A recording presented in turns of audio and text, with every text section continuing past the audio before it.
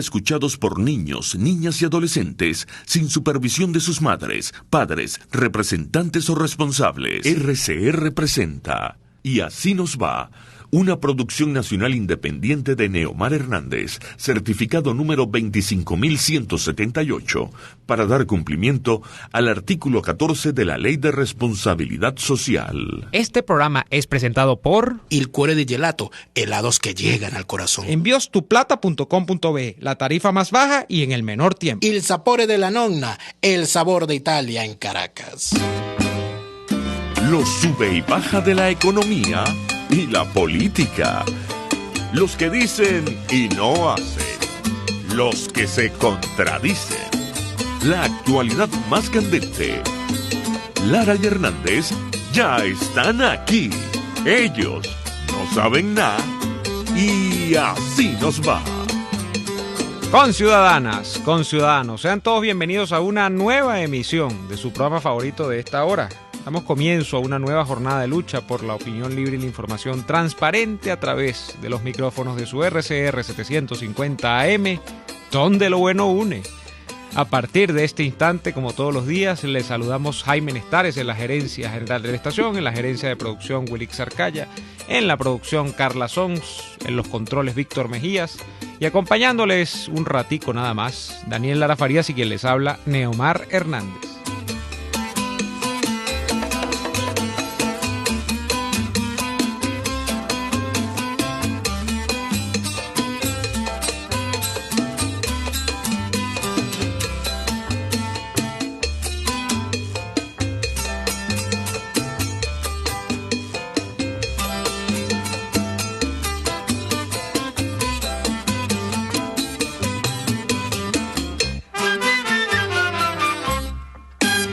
Saludamos a toda la gente que nos ve en rcr750.com. rcr750.com es nuestro portal web. Por favor, no se lo pierda, vaya y nos visita. Allí tiene a disposición nuestra transmisión tanto en streaming de video como en audio, para quienes solo quieren escuchar, porque no tienen muchos datos o muchos megas en el paquete de datos del celular. Pueden también plegarse a esa sintonía en solo audio, en esa modalidad. Muchísimas gracias a la gente que se sigue suscribiendo a nuestro canal en YouTube, RCR750 o Radio Caracas Radio. Así nos busca usted en YouTube y va a tener acceso a todos los programas de la estación. Por favor, no olvide suscribirse dándole clic al botoncito rojo que dice justamente suscribirse. Y así pueden estar en plena sintonía con nosotros en nuestro canal de YouTube. Daniel Lara Farías, buenas tardes, ¿cómo estás? Buenas tardes, Neomar, para ti y para todos los que se conectan a esta hora con nosotros de las distintas plataformas disponibles para tal fin, las plataformas oficiales a través de las cuales RCR se conecta. rcr.com es nuestra página y allí están todas las posibilidades. Usted puede comunicarse con nosotros a través de conectarse con nosotros a través de YouTube, a través de solo audio, a través de audio y video, o como mejor lo prefieran. Gracias a quienes nos hacen llegar sus reportes de sintonía a través de los mecanismos disponibles. @RCR750 en Twitter, cuenta recuperada, @RCR750 en Twitter. También estamos en Instagram, @RCR750. Y estamos, por supuesto, en nuestro chat en YouTube, RCR750 en YouTube. Me había preguntado por allí si nosotros no teníamos abierto algún canal en la plataforma llamada Celo o Sello.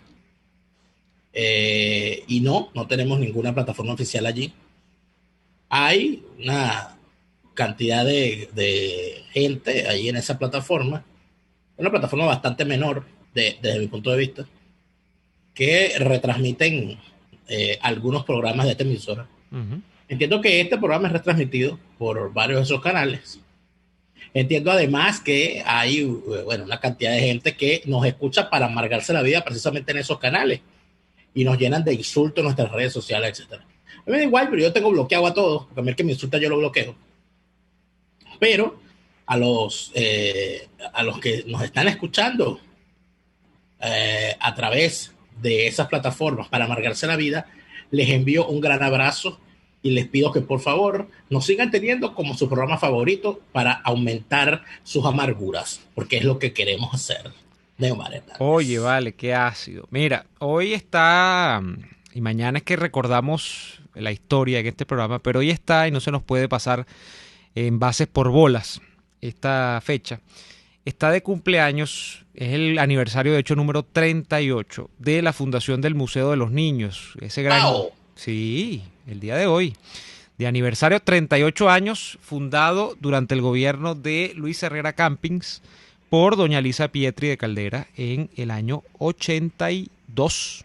Fue fundado el Museo de los Niños, que yo estoy en absoluta deuda con su visita. Y siempre he querido ir, Daniel, siempre he querido ir, no se ha dado la oportunidad, la ocasión, pero por lo que entiendo, el museo, salvo el tema de la cuarentena, bueno, todavía está plenamente activo, ganándole la carrera al tiempo y sobre todo ganándole la carrera a la barbarie chavista, ¿no? El museo ha logrado resistir y ese es un ícono y nosotros celebramos también el aniversario de Caracas recientemente de los caraqueños, el Museo de los Niños, como un sitio de encuentro para los pequeños y no tan pequeños de la casa. Entonces nosotros, yo personalmente, yo estoy muy contento porque sigan resistiendo, porque así yo eventualmente puedo alimentar la esperanza de que lo voy a visitar algún día. Uh-huh. Que no lo vas a disfrutar tanto como cuando uno era niño, pero yo tengo que contar esta anécdota. Cuando a mí me llevan al Museo de los Niños, como ustedes saben, yo vivía en Vargas, y para quienes estábamos en Vargas, ir a Caracas era un acontecimiento importante. Entonces uno se vestía bonito, no lo vestían bien bonito, lo arreglaban aquello, pero no iba a Caracas. Pero bueno, pues toman para Caracas, y uno iba, y agarraba su autobús grandote, aquellos autobuses largos, del mismo modelo que recorrían Caracas, esos autobuses que todavía hay unos por allí, ¿no? Esos autobuses... Los Mercedes. Sí, esos autobuses así que tienen inclusive un control para el acceso, ¿sabes? Un torniquete en la puerta. Un torniquete en la puerta. Bueno, había unos como esos que hacían el transporte Caracas-La Guaira. Uh-huh. Y era una nota montarse en ese autobús y estar en el asiento ese al tote frente a la ventana, ir viendo todo por la autopista, era una maravilla. Entonces, yo voy arregladito con aquel pantalón, ¿cómo se llama? Con filo y toda aquella cosa de niño, ¿verdad? Y mi camisa manga larga y toda mi cosa. Y en el Museo de los Niños, una de las atracciones más, maravillosas que había, era la molécula. La molécula era una estructura que, no, en serio, era una molécula, pero hecha como de fibra de vidrio, de plástico, ¿no? En la que tú te metías y era una especie de laberinto que tú trepabas y podías llegar hasta lo alto de la molécula. ¿Cuál era el problema? Que bueno, que el material resbaloso con la tela era imposible. Tú te metías sin zapatos, obviamente, y pero era como complicado. Y entonces yo, por supuesto, estaba en ese época muchachitos en Bermuda, trepándose por esa, ¡ay! Llegaba hasta arriba y yo estaba como intentando llegar al primer nivel de la molécula y no lo lograba. Entonces yo dije, la próxima vez que venga al Museo de los Niños no voy a venir con ropa como esta para poderme montar en la molécula. Y en efecto, la siguiente ocasión que voy al Museo de los Niños, voy metido en la mente que yo me iba a meter en la molécula y todo aquello, pero ya estaba muy grande y no cabía. O sea, ya la molécula era como para niños más pequeños. Sí, la molécula quedó del mismo tamaño y ya tú habías crecido. Ya estaba como muy viejo para montarme en la molécula. Ya yo no podré, entonces, ya ahí estoy negado. Pero había cosas divertidísimas, como el túnel. Hay un túnel el túnel que tú ibas caminando y era como un piano gigante que donde tú pisabas iba sonando. Había cosas que por supuesto ya no serán atracción para los niños, como el modelo de un carro que había en el que tú te montabas y podías manejarlo y había una pantalla enfrente donde tú veías el camino. Eso por supuesto para estos niños de PlayStation y de realidad virtual 4D, ya eso es una cosa anticuada para nosotros los viejos que nacimos cuando la televisión todavía era blanco y negro. Pero eran unas cosas, el Museo de los Niños era una maravilla. Es más, yo recuerdo que hubo y con esto vamos a entrar en otro tema, Neomar, que yo sé que ayer lo habíamos dejado allí pendiente, tú tenías algo que decir. Sí. Hubo un presidente colombiano por cierto, Ernesto Samper creo que fue, al cual porque el Museo de los Niños era una cosa que era orgullo venezolano. Y tú llevabas, cuando venía alguien a visita oficial a Venezuela, se le llevaba al Museo de los Niños para que lo vieran, ¿verdad? Claro. Y sobre todo si era cuando era presidente Caldera, para allá llevaron a Hillary Clinton, para allá llevaron a Ernesto Samper. Y Ernesto Samper lo vio y salió del museo diciendo, yo voy a hacer uno igualito en Bogotá. Por supuesto no lo hizo, bastaba más, o sea, Samper no hizo nada de lo que prometió. Está claro, pero saliendo de los bellos recuerdos del Museo de los Niños, Neomar, aquí le alborotamos los recuerdos a la gente, ¿vale? Oye, qué problema, ¿verdad? Aquí está Carlos Betancourt, que me acuerdo del transbordador espacial, claro. La camioneta de la luna, querido amigo Carlos Betancourt, cuando ya yo era muy viejo, porque el Museo de los Niños tuvo etapas. Tú eres de la primera hora del Museo de los Niños. Claro, yo soy más viejo que el museo. Tú sabes qué recuerdo yo incluso, y eso yo le perdí la pista, debe existir la estructura, pero obviamente ya no funcional, ¿no? De mi infancia, que sí me llevaron al Parque del Este, había el llamado planetario. ¿Tú llegaste a ir a eso? Lo recuerdo, y creo haber entrado, pero es que estaba muy niño. Tú te metías allí y observabas, no sé cómo, porque claro, mis recuerdos son muy vagos de niñez. Me llevaron de día y yo el recuerdo que tengo es que uno observaba con una especie de gran telescopio que ve allí, porque por eso es el planetario, tú podías ver el universo, pues te ponías a ver allí y se veía como de noche. Yo no sé si es que ese es un mal recuerdo, no entiendo por qué, pero se veía como de noche, Daniel. Yo lo que recuerdo del Parque del Este y que nunca pude montarme fue en los botecitos que había en la Laguna Artificial. También me monté. También. Nunca me pude montar, pero lo que sí recuerdo era que habían espacios en el Parque del Este donde tú podías hacer fiestas infantiles. También fui y allí fui a varias fiestas infantiles. Ahora, Neomar, Ajá, saliendo de nuestra infancia, que ojalá pudiésemos hablar de sí. eso. Somos unos eternos niños. La sección de la historia de esta semana se la deberíamos dedicar a los museos. ¿No te parece? Podría ser. Mañana podríamos hablar para de los eso. niños, de cómo era ser niño en Caracas. Podríamos hacerlo mañana. Así que posponemos esta discusión para mañana. Sí, no se ha acabado, sino que se pospone. Se pospone para mañana. Mira.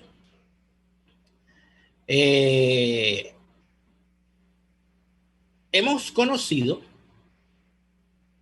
que está preso o han pedido cárcel para el expresidente colombiano Álvaro Uribe Vélez. Álvaro Uribe Vélez fue yo diría que el último presidente de Colombia decidido a derrotar a la FARC militarmente. Derrotar a los grupos guerrilleros militarmente. Y eso, por supuesto, ha causado una gran polémica en Colombia porque Uribe es un personaje controversial desde todo punto de vista. Desde el punto de vista político, desde el punto de vista electoral, desde el punto de vista de gestión, todo. Desde el punto de vista absolutamente todo. Histórico incluso. Y desde el punto de vista histórico, no, y desde el punto de vista personal. Él tiene una historia personal bien complicada, bien particular. Con su familia sufrió los embates y todo aquello. Él superó el alcoholismo. Una cosa interesantísima. Pero a mí lo que me llama la atención de Omar, y yo quisiera, ayer te leía en Twitter, y sé que nos quedó pendiente hablar de esto ayer. Pero caramba, que por supuesto, yendo más allá de que los venezolanos nos posicionamos con respecto a los temas de otros países en función de nuestra realidad nacional. Y yo sé que eso quizás sea una forma fácil de ver las cosas, pero a mí se me hace bastante difícil sentirme bien sabiendo o reconociéndole cosas buenas a la justicia de Colombia si está preso Álvaro Uribe, pero está libre Ernesto Samper. Y Juan Manuel Santos dando cátedras en universidades del mundo. No, bueno, ya lo de Juan Manuel Santos ya inclusive tiene un premio Nobel. Sí, el Nobel Santos.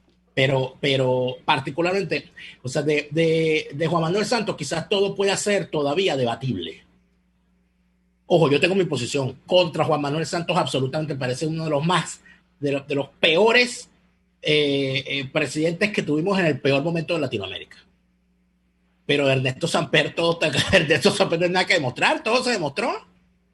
Ernesto Sanfer fue un hombre del cartel de Cali, en el Palacio de Nariño. Hecho presidente por los cárteles, el cártel de Cali. Pero por supuesto, y mantenido allí por ellos y descubierto, con las manos en la masa, prohibida su entrada a los Estados Unidos hasta el día de hoy.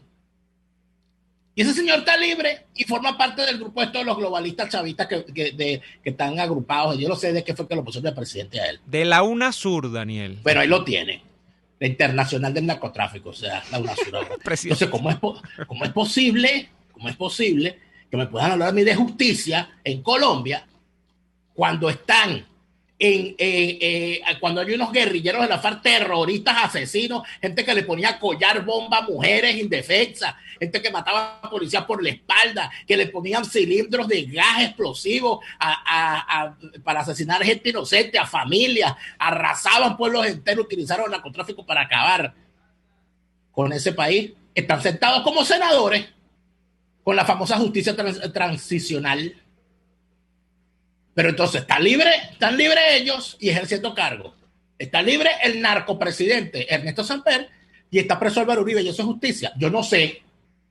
Yo prefiero escucharte a ti, Neomar Hernández. Vamos a ir a la pausa comercial y después del corte vamos a profundizar en este tema de Uribe, las implicaciones. ¿Qué significa Uribe más allá de Colombia? En Colombia y fuera de Colombia, en el continente. ¿Qué significa en términos de contrapesos continentales al chavismo? Y todos estos datos adicionales que seguramente serán de interés de ustedes. Ya venimos con más. Usted escucha Y Así Nos Va, con Daniel Lara y Neomar Hernández, solo por RCR 750 AM. Puedes seguirnos en nuestras redes sociales. En Twitter, @RCR750, la radio que se ve. Hay sabores de helados que fascinan, obsesionan y enamoran. Sabores como los que consigues en Il Cuore di Gelato.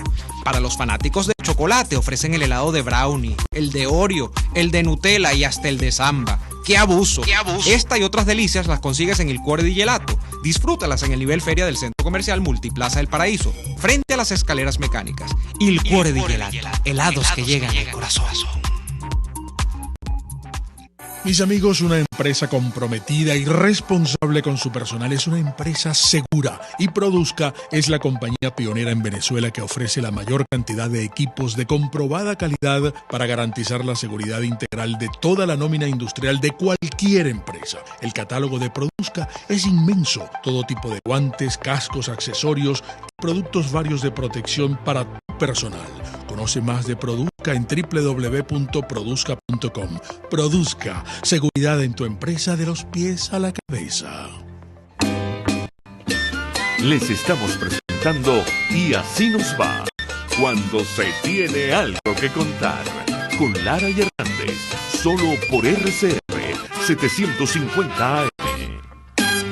De vuelta en Y Así Nos Va. Mira, ¿qué es lo que se está ventilando ahora, o por qué es que a Uribe le han ordenado cumplir arresto domiciliario a sus 68 años de edad? Vamos por el principio.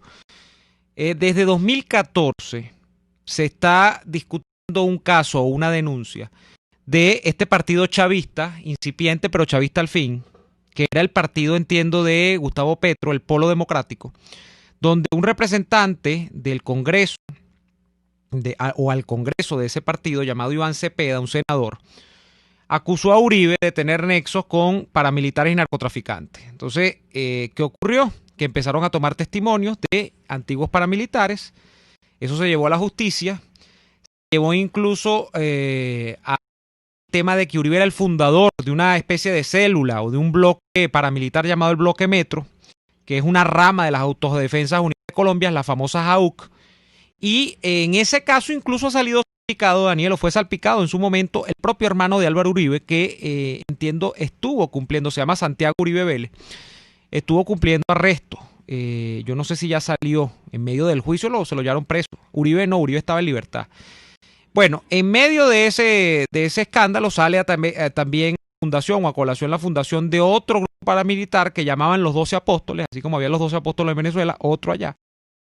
Y bueno, el caso avanza hasta que en 2018 se termina abriendo una investigación formal directamente contra Uribe. O sea, todo esto fueron años de investigaciones, testimonios, y la acusación que está en estos momentos llevando a Uribe al arresto domiciliario es porque en medio de esta investigación que tuvo su primera etapa desde el año 2014 hasta el 2018, el 2018 arranca en pleno contra Uribe por la denuncia de un senador del Polo Democrático, se ha dicho que Uribe compró o forjó el testimonio de varios de los testigos, que sobornó a esos testigos, es el término que se ha utilizado, que habría dinero de por medio para que esa gente alterara la versión de los hechos y él poder exculparse de alguna manera de todo esto que se le acusaba.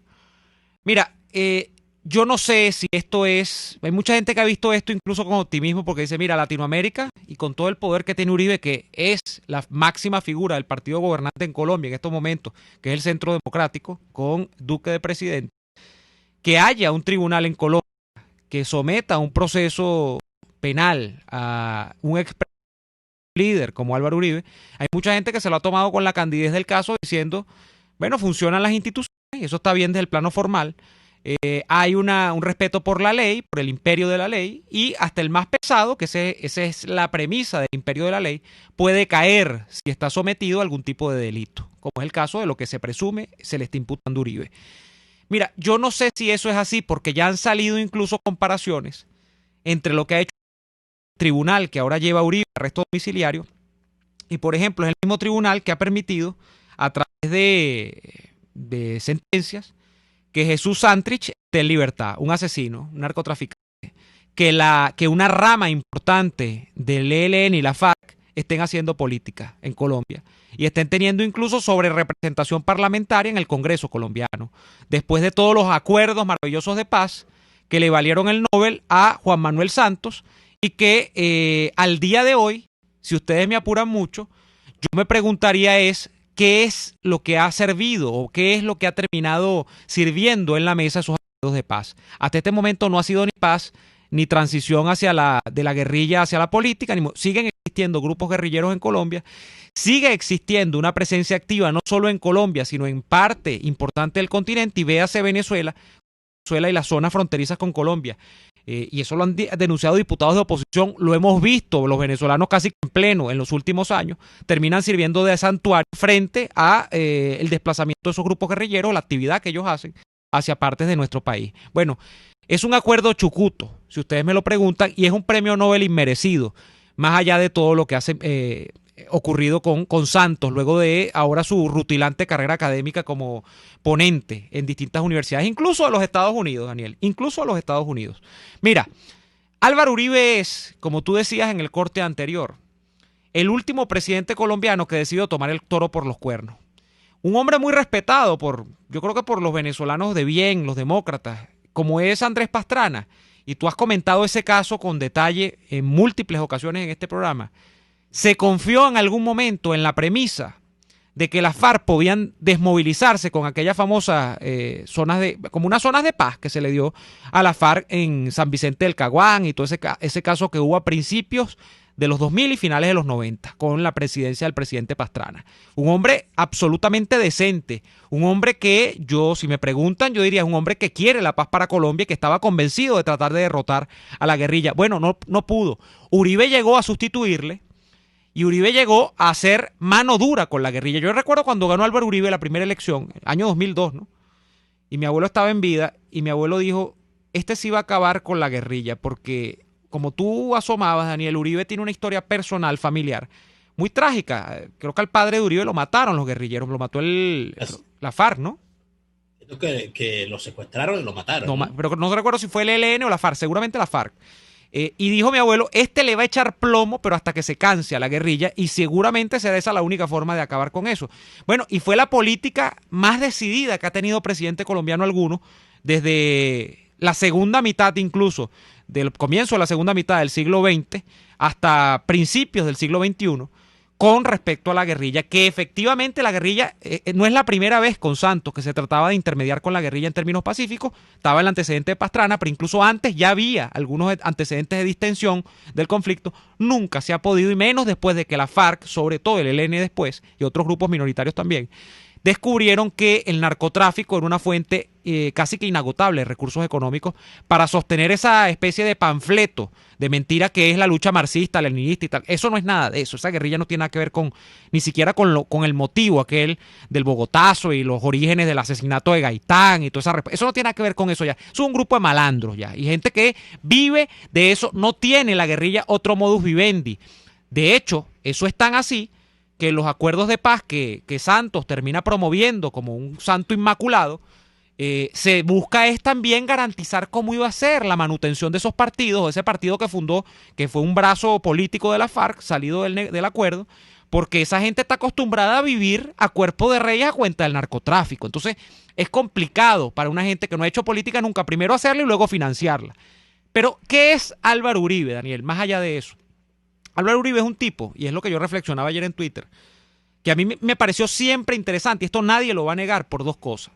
Número uno, localmente, y número dos, regionalmente. Me voy con lo regional. Álvaro Uribe fue quizá, y lo leía en Twitter también, el hombre que decidió en América Latina, en un momento donde todo el mundo estaba enamorisqueado de Chávez y donde él casi que cae, porque todo hay que decirlo, Uribe trató de hacer las paces con Chávez porque no se llevaban en un comienzo, desde un comienzo, pero que luego se dio cuenta de lo que era Chávez, en el tipo que confrontó el modelo chavista en América Latina, en el sur del continente. Se decidió a eso, a hacerlo, hasta sus últimos días como pudo, solo la mayor parte del tiempo. Recuerden ustedes que cuando estaba mandando Uribe, en América Latina, ¿quién estaba? Rafael Correa en Ecuador, los Kirchner en Argentina, la maravilla del ídolo de Enrique Capriles, Lula en Brasil, otro choro, y bueno, y de ahí para abajo todo mal. En Uruguay el sí pero no del Pepe Mujica y toda esa cantidad de gente. Bueno, y el Tabaré Vázquez, que es como ese es como un té frío ni caliente, uno no sabe ni qué es tampoco. Bueno, pero el mismo partido del Pepe Mujica. Y esa cantidad de cosas configuraron un escenario regional sumamente desfavorable para la democracia y para, digamos, el mercado, para las ideas de libertad. Y Uribe en su momento fue eso. Fue el muro de contención. Imagínense ustedes que Colombia hubiese caído bajo la égida del chavismo. Yo no sé qué sería el continente en estos momentos. Venezuela y Colombia contaminadas con el chavismo. Bueno, no han podido.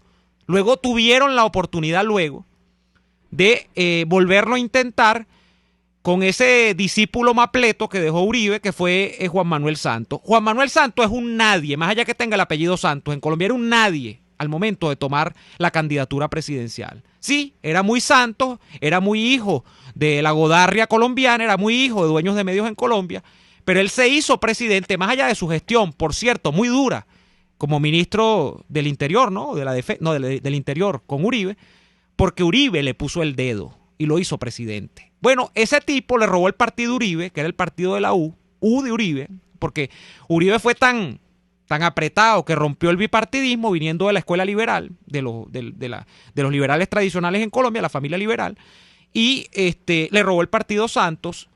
Y a mí siempre me pareció interesante, Daniel, es como este tipo al que le roban el partido, y digo tipo por decir algo, que es Álvaro Uribe, luego logra armar un nuevo movimiento y poner en la presidencia porque logra que lo elijan, porque ya Uribe, eso sí hay que decirlo también, Uribe tenía todo el chance de volver a ser presidente por tercera vez, pero uno no puede poner a un tipo a gobernar 15, 16, 18 años. Ya iba a ser el periodo que iba a llevar a Uribe a tener, ya había tenido 10 años en la presidencia, iba a tener 15, ¿no? O los periodos en Colombia son de 4, no recuerdo bien ahorita. Bueno, el caso es que esa reforma que trata Uribe de alguna manera de apuntalar a través de la justicia incluso, se cae, el tipo no puede reelegirse por segunda vez, tener tercer periodo, tenía todos los votos para hacerlo, y pone a Juan Manuel Santos que arrasa en las elecciones. Bueno, hace lo que hace, y me parece interesantísimo, Daniel, porque luego aparece Iván Duque, que Iván Duque era un parlamentario de muy bajo perfil, muy joven, y bueno, Uribe termina apuntalándolo con un nuevo partido y el tipo llega a presidente. O sea, yo creo que en términos de la influencia de lo que ha significado Uribe dentro y fuera de Colombia, hay poco que decir en estos momentos. O sea, eso es innegable. Que hay un tema de que la justicia, de que los métodos, y aquí sobre los métodos podemos abrir una discusión. ¿Cómo haces tú con una guerrilla que tiene instalada 60 años en el poder? Porque literalmente la guerrilla tiene o tenía mucho poder en Colombia, ya se le ha disminuido, pero todavía existe.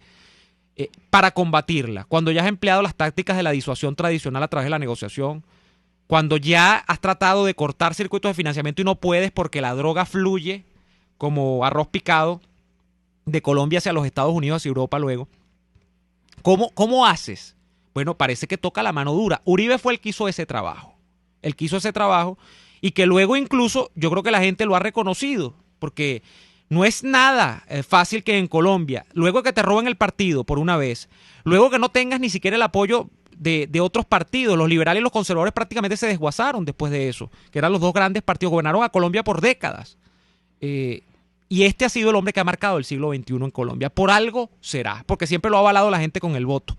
Bueno, ahora yo no sé, cuando yo veo a este tribunal haciendo lo que está haciendo, si sospechar de buenas intenciones y de equilibrio en la justicia, de imperio de la ley, o de un pase de factura, bueno, de la herencia de Santos, de la herencia de esta narcocomplacencia con la FARC, de la herencia de este alcahueterismo de la izquierda en Colombia y fuera de ella, y eso puede hacer lo que está pasando la retaliación con el caso de Uribe. Ya veremos, ¿no? Pero me parece que es una figura importantísima y agradezco que haya gente, por ejemplo, el propio Guaidó tuvo el arrojo de hacerlo, a mucha gente le escoció, ¿no?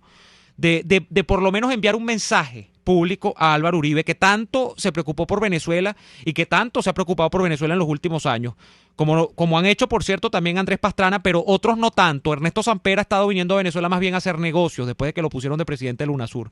Y bueno, veremos qué pasa con este proceso. Hoy, por cierto, han dado el resultado de una prueba que se le hizo de COVID a Álvaro Uribe y ha dado positivo. De paso parece que tiene COVID-19, Daniel.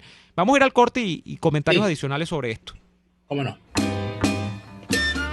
RCR les está presentando a Lara y Hernández en Y Así Nos Va por sus 750 AM. Puedes seguir nuestra programación a través de rcr.tv, la radio que se ve. A tuplata.com.be, la cuarentena no los detiene. Siguen haciendo envíos desde los Estados Unidos a Venezuela, sin complicaciones. Además de eso, buscan tu carga en Tampa, Orlando y Miami sin ningún costo adicional. Sí, no tienes que moverte. Van hasta la puerta de tu casa y se encargan de todo. Tuplata.com.be con promoción de servicio de pick-up gratis. Hasta en la cuarentena tuplata.com.be. En los envíos te da la tarifa más baja y en el menor tiempo.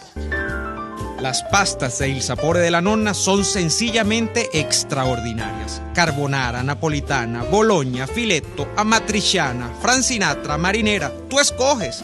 Todas son deliciosas y adictivas. En Il Sapore de la Nonna te ofrecen las mejores pastas de Caracas, con los ingredientes más frescos y las mejores salsas preparadas al momento. Visítalos en la avenida Victoria, diagonal a la bomba de gasolina Guayana. Il Sapore de la Nonna, el sabor de Italia en Caracas. RCR 750 AM, porque lo bueno une.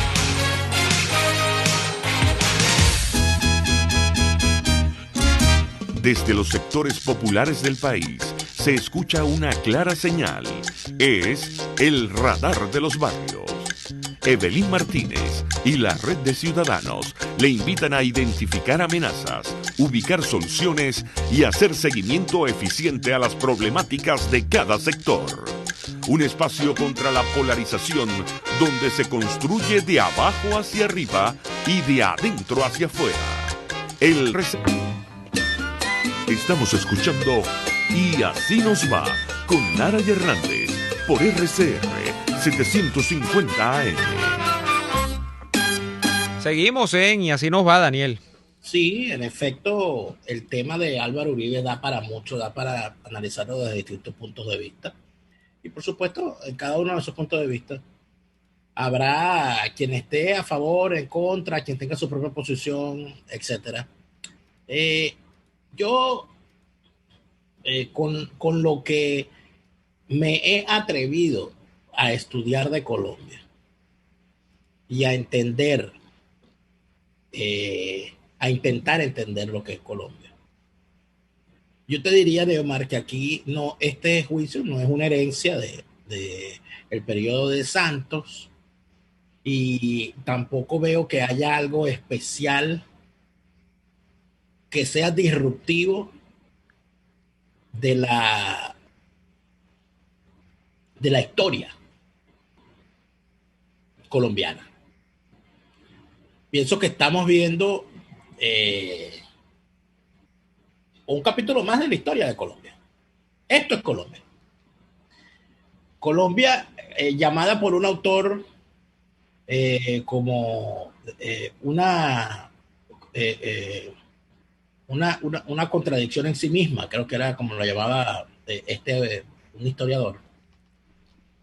Colombia, que se asume como 5 países en uno, que tiene 5 formas, 5 regiones con 5 formas distintas de ser, que por cierto, de una de esas zonas es Uribe, y es de una de las 2 zonas de Colombia que han rivalizado a lo largo de la historia de ese país por el control político y económico del país.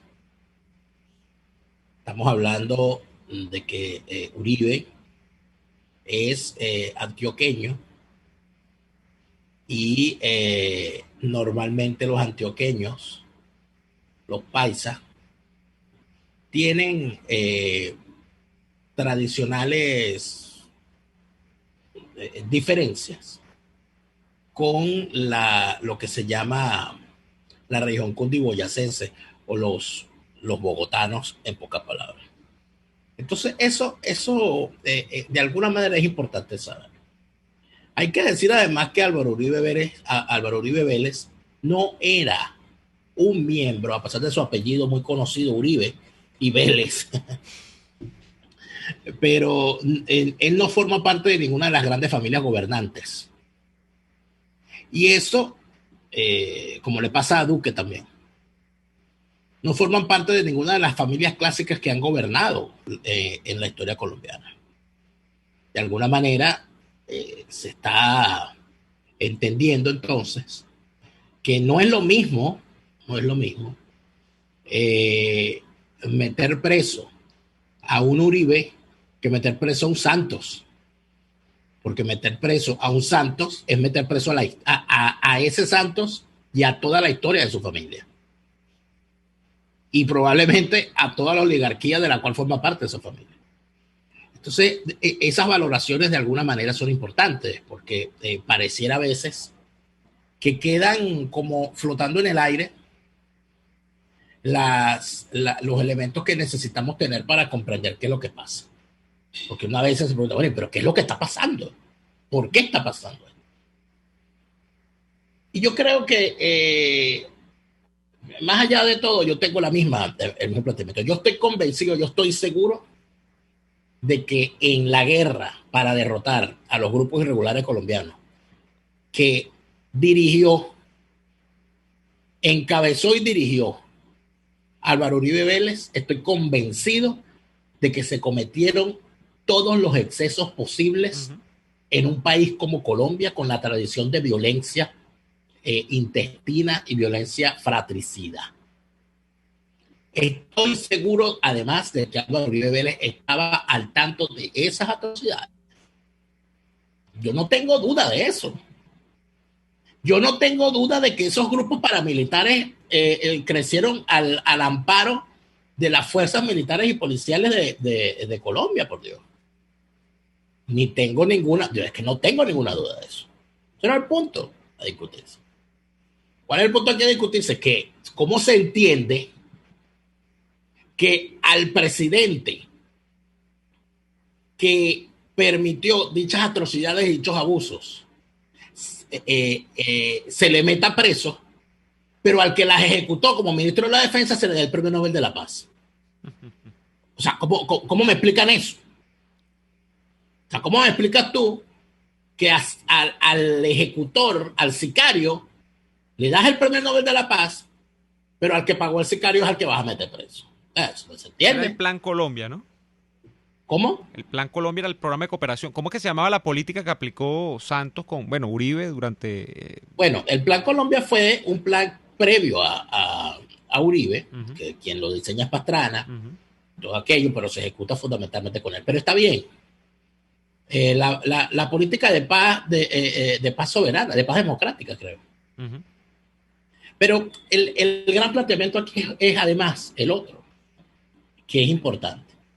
Si tú fuiste a un proceso de paz, donde le garantizaste, donde lo que pusiste sobre la mesa fue garantizar la impunidad de quienes se iban supuestamente a rendir, es un error desde cualquier punto de vista que lo veas, el hacer un juicio contra los que combatieron a esas fuerzas que se están rindiendo. Sí, o sea, tú no puedes darle impunidad a las atrocidades de la FARC y el ELN, pero castigar las atrocidades que cometieron quienes casi derrotaron a la FARC y al ELN. Así. No tiene sentido. Entonces, ¿para dónde va esto? Pero esto va a fracasar. Esto va a fracasar. Colombia está en el mismo sitio, metida dentro de la vorágine de la calma chicha de la violencia. Es que basta solamente revisar la historia de Colombia para darse cuenta de eso. Los periodos de calma chicha en la historia colombiana son una cosa impresionante, y la virulencia cuando regresan los ciclos de violencia, una cosa terrible. ¿Por qué? Porque en Colombia la política se hace con armas. La política se hace con el tema de la tierra, con el tema de las actividades económicas que en ese país se desarrollan. Hay una actividad económica importante. Y no se puede olvidar el tema del narcotráfico que está atravesado y todo lo que eso significa. Entonces, el ponerse a discutir sobre si a mí me gusta Uribe y a mí no me gusta Santos, o que Santos es malo y Uribe es bueno, o que Uribe es bueno y Santos es malo, es un reduccionismo absoluto de lo que está ocurriendo en Colombia. ¿Por qué? Porque yo estoy convencido de que en Colombia ocurrieron las peores atrocidades, pero es que basta echar una revisadita. Lo que pasa es que los principales acusadores de Uribe no son defensores de derechos humanos, son militantes de las fuerzas derrotadas por Uribe, disfrazados de defensores de los derechos humanos. Y no ha habido, y lamentablemente, los que presentan un combate también de defensa de los derechos humanos en contra de la FARC y el ELN, muchas veces no hablan sobre las atrocidades de las autodefensas. Hay bandos. Colombia está dividida en bandos en medio de este asunto. Entonces, si Colombia está dividida en bandos en medio de este asunto, me parece que es el tema de si Uribe es bueno y Santos es malo o viceversa. En este momento me parece a mí minúsculo, a mí me parece peligroso es el futuro de Colombia. Aquí hay allá está el gran problema. Y el futuro de Colombia, en términos políticos, más allá del problema del narcotráfico que es añejo, ha incorporado en los últimos años una tentativa de amenaza que es muy parecida a la nuestra, y es muy parecida por individuos como Petro, por la incorporación de esa bancada de la FARC, que tiene un papel sencillamente ridículo, pero existe, luego de los procesos de paz que capitaneó Santos, en La Habana, por cierto. Qué maravilla.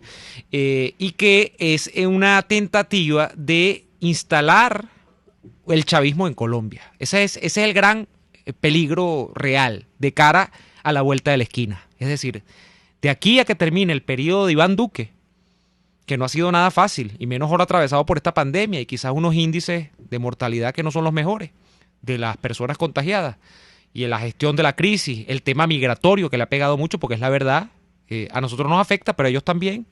El tema de la acogida de más yo diría varios millones de venezolanos, por lo menos 1 millón de venezolanos, desde que comenzó esta especie de largo camino de la ida de la patria de tantos compatriotas, ¿no? Pero este caso es la amenaza. Y frente a esa amenaza, yo te lo voy a decir muy sencillo, Daniel. En Colombia la política se ha configurado solamente en 2 bandos. Los que están con Uribe y el antiuribismo. Uribe cambió completamente la escena política en Colombia al punto de que el Partido Conservador casi no existe. Entiendo que presentó como líder dentro del tema electoral presidencial, creo que era Marta Lucía Ramírez, que después le incorporaron, creo que es la vicepresidenta, sí, hasta donde yo estaba enterado, de Iván Duque, pero el Partido Liberal... Pero Neomar, pero es que también hay unas discusiones bizantinas en medio de todo esto. No, la discusión... De que eso es una demostración de la independencia de los poderes en Colombia. Eso es mentira. O sea, la justicia en Colombia es una de las más politizadas y de las más transaccionales del continente. O sea, olvídense de eso. Es la tendencia latinoamericana. Olvídense de eso. O sea, de que la justicia, no, olvídense de eso, va a la comiquita, vamos a la ridiculez.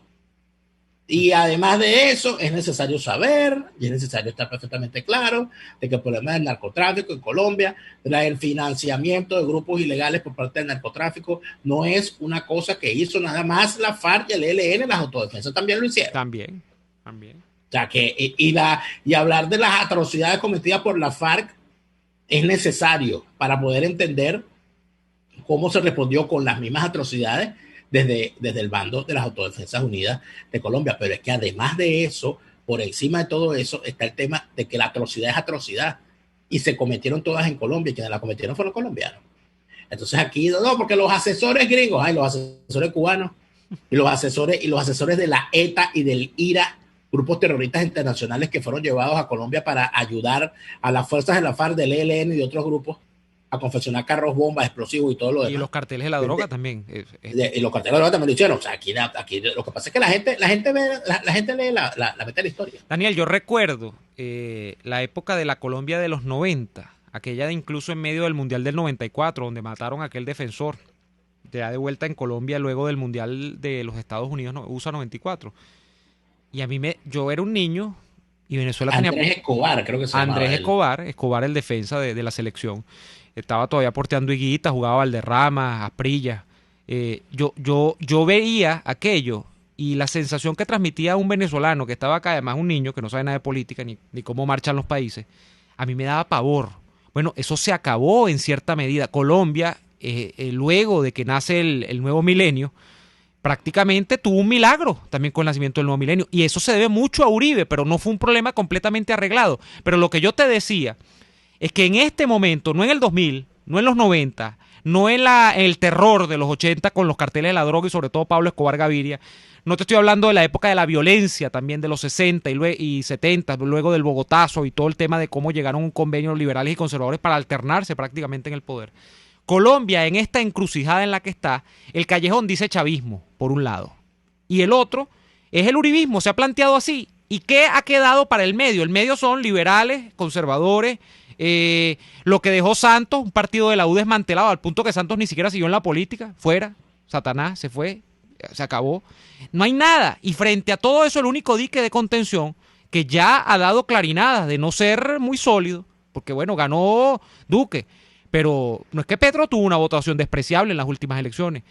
Ese último dique de contención es el uribismo, no hay otra. En Colombia no hay otra de momento. Eso es una verdad.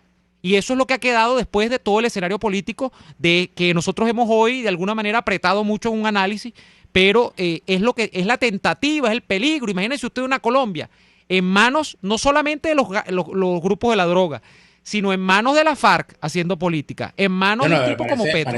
Parece que lo está. Mira, dos aclaratorias necesarias.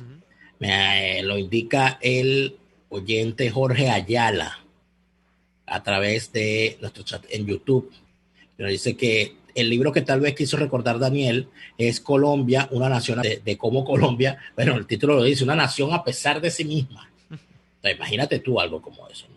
Pero tenemos que ir al corte comercial. Vamos al corte y ya venimos con más de su programa favorito de esta hora. Escuchamos Así nos va con Lara y Hernández, porque la realidad no se tapa con un dedo, solo por RCR 750 AM.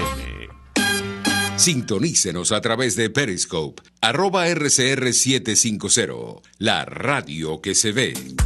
Hay sabores de helados que fascinan, obsesionan y enamoran. Sabores como los que consigues en Il Cuore di Gelato. El helado de Amarena combina el más cremoso y delicioso mantecado con la frescura del sabor de las cerezas. Imperdible. Esta y otras delicias las consigues en Il Cuore di Gelato. Disfrútalas en el nivel feria del Centro Comercial Multiplaza del Paraíso, frente a las escaleras mecánicas. Il Cuore di Gelato, helados que llegan al corazón. Atuplata.com.be, la cuarentena no los detiene. Siguen haciendo envíos desde los Estados Unidos a Venezuela, sin complicaciones. Además de eso, buscan tu carga en Tampa, Orlando y Miami sin ningún costo adicional. Sí, no tienes que moverte. Van hasta la puerta de tu casa y se encargan de todo.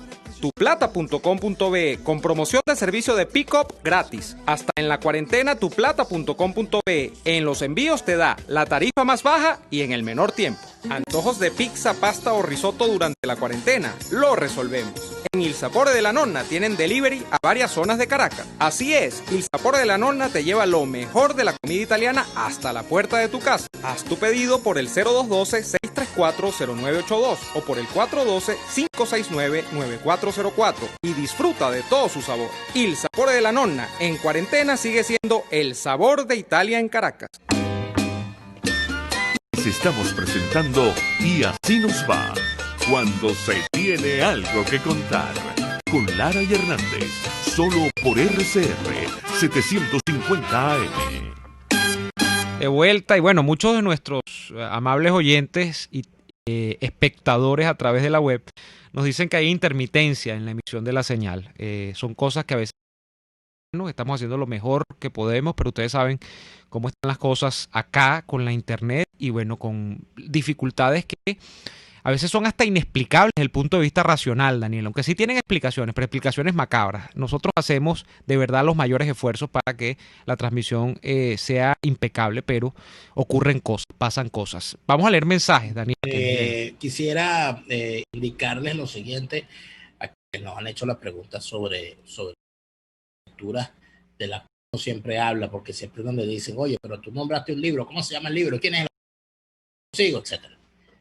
Hay una autobiografía de Álvaro Uribe Vélez. A mí me parece siempre interesante leer las biografías no autorizadas y las autobiografías de un personaje para poder entender qué es lo que él dice de sí mismo y qué es lo que dicen los demás de sí mismo que a él no le gustó. Álvaro Uribe Vélez tiene su autobiografía, se llama No hay causa perdida. Y allí narra aspectos de su vida muy, muy importantes para él, como por ejemplo el asesinato de su padre, la casa, el ELN lo mató la FARC, como después el ELN quemó la casa familiar, se le pegó candela, ¿no? Y causó graves daños, etcétera, etcétera. Está el libro Colombia, una nación a pesar de sí misma. Atención, la autobiografía de Álvaro Uribe se encuentra disponible en Amazon para los que tienen posibilidad de comprar ese libro por allí. Colombia, una nación a pesar de sí misma, de David Bushnell, es un interesante libro de historia colombiana que se encuentra y de interpretación también se encuentra disponible. Hay un autor importante, un autor francés, un sociólogo francés, que es Daniel Pecot, no como Teodoro, no sé, se pronuncia Pecot, pero se escribe Pecaut. Daniel Pecot es un sociólogo francés, sociólogo político francés, especializado en Colombia. Tiene unas obras de que el que quiera entender un poquito sobre el sistema político colombiano, que de verdad quiera ahondar en eso para entender, no para andar dando clases, porque hay gente que quiere andar dando clases por ahí, que eso tienen el don de la sabiduría sobre todo.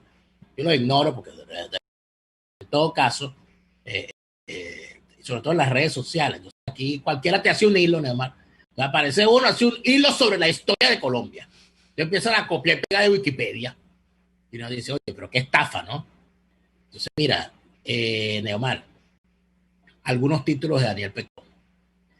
Tiene uno muy importante que se llama Las FARC, una guerrilla sin fin o sin fines. Ese es un libro extraordinario para entender lo que tú estabas hablando de la FARC. De cómo los tipos se quedaron sin una motivación, ¿no? Sin bandera. Sin bandera. Él tiene otro que se llama La experiencia de la violencia, los desafíos del relato y la memoria.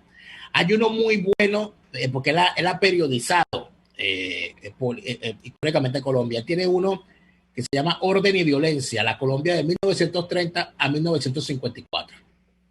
Allí habla del Bogotá, todo eso. La guerra contra la sociedad, que es como él habla de lo que ocurre. Él dice que la víctima y que los victimarios son todos los grupos involucrados. Eso es algo importante. Tiene otro que se llama Crónica de 2 décadas de política colombiana. Esto es el periodo del año 68 al año 88. ¿Okay? Y bueno, y así muchas otras cosas más. Yo nunca dejo creo que es el autor fundamental, inclusive, y se lo digo a nivel académico, esas lecturas yo logré afortunadamente tener muy buenos profesores en Colombia. Y por cierto, uno que sería bueno, que quizás ojalá pudiésemos hablar con él en estos días, el profesor Rafael Arraiz Lucas, que es un estudioso de la realidad colombiana como pocos venezolanos ha logrado serlo. Y eso se agradece. Inclusive una de sus obras de historia de Colombia es una de las más utilizadas en las academias colombianas para entender la historia de ese país. Así que también... Un programa con él, Daniel, sobre Colombia. Debe estar en el archivo por ahí. Deberíamos ponernos al día.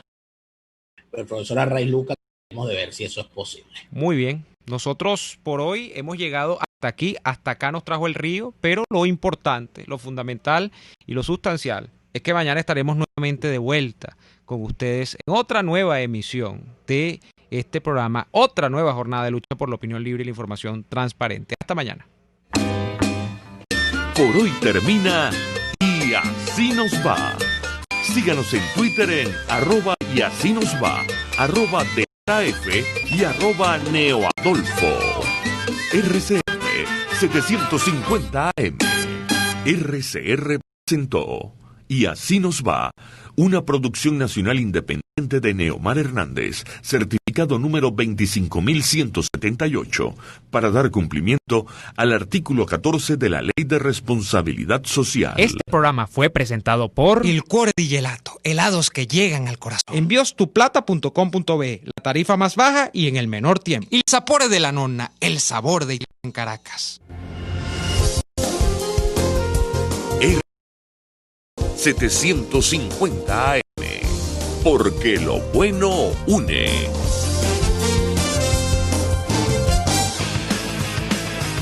Un espacio que analiza y debate la coyuntura política, económica y social de nuestro país. Acompañe cada mañana a la periodista María Alejandra Trujillo en Palabras más, palabras más, palabras menos. Palabras más, palabras menos. Informes, entrevistas.